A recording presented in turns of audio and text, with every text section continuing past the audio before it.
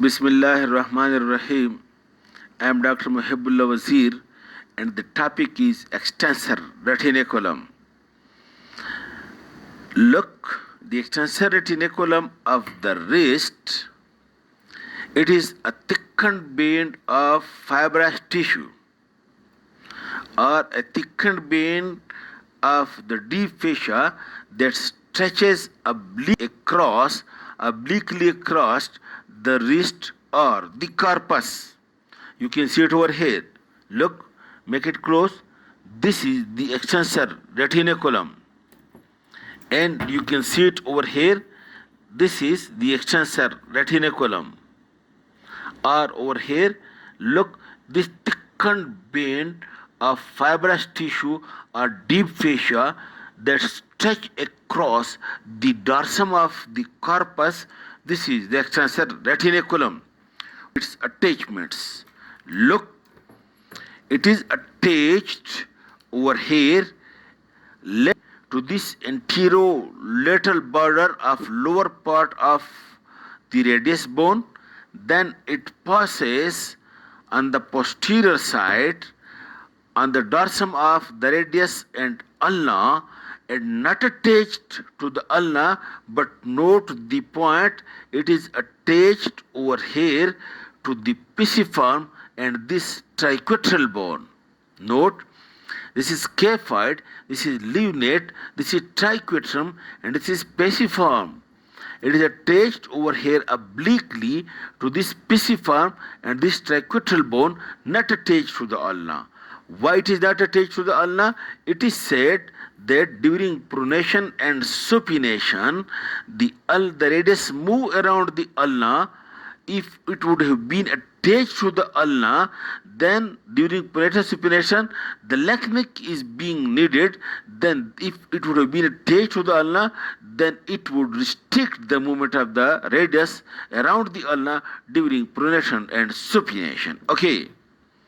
So it is attached on the pisiform and triquetral bone on the dorsum. And now from the undersurface of this extensor reticulum, many septa passes to these bones on the dorsum of the lower end of the radius and ulna.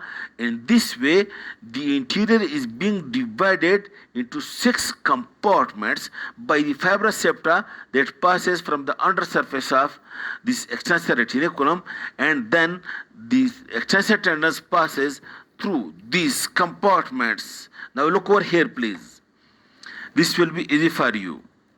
Look, this is the tendon of abductor pollicis longus and extensor pollicis brevis, lying more laterally, and then passing deep to it,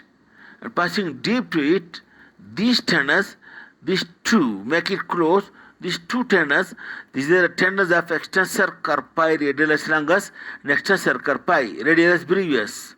Then medial to that, you can see this is the tendon of extensor pollicis longus. And then medial to that, you can see these 4 tendons of extensor digitorum, and deep to it lies the tendon of extensor indicis. And more medial to that, this is the tendon of extensor carpi ulnaris, and then the most medial over here, this is the tendon of the extensor carpi ulnaris. This is extensor digitoi minimi, and this is extensor carpi ulnaris. Now look, the most lateral compartment of extensor reticulum. The most lateral compartment of extensor reticulum. Look over here, please. The most lateral compartment of extensor reticulum, through it passes the most lateral compartment of extensor reticulum. Through it passes the tendon of abductor pollicis longus and extensor pollicis brevis. Most lateral compartment over here.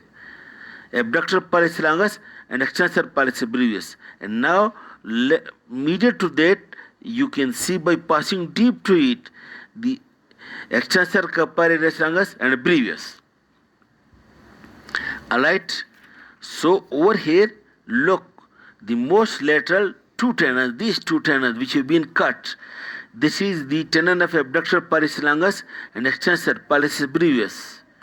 Then the next medial compartment contains these two tendons. Make it more clear. This is the tendon of extensor carpi radialis longus and extensor carpi radialis brevis. And then medial to that, you can see this tendon, that is extensor pollicis longus. And you know the tendon of extensor pollicis longus, it lies in this groove just medial to the dorsal tubercle of Lister. Then medial to this dorsal tubercle with this groove, over here this big groove, in this are contained the combined tendons of the extensor digitorum and extensor indicis, all enclosed in a common synovial sheath. The tendon of extensor pollicis longus is enclosed in its own synovial sheath. The tendon of extensor carpi radialis longus and brevis, each one is enclosed in its own synovial sheath.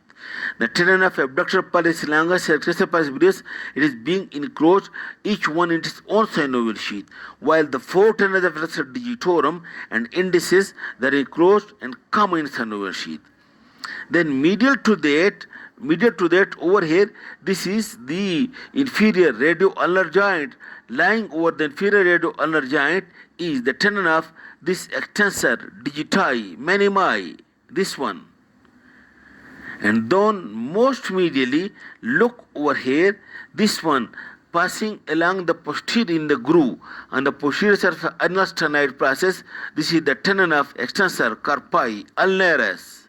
Note the point. Over here on the posterior surface of the styloid process of ulna lies the tendon of extensor carpi ulnaris, and in this groove over here lies the tendon of the flexor, the extensor pollicis longus. In this way, these are 6 compartments of the extensor reticulum, and this is all about the extensor reticulum. Thank you very much.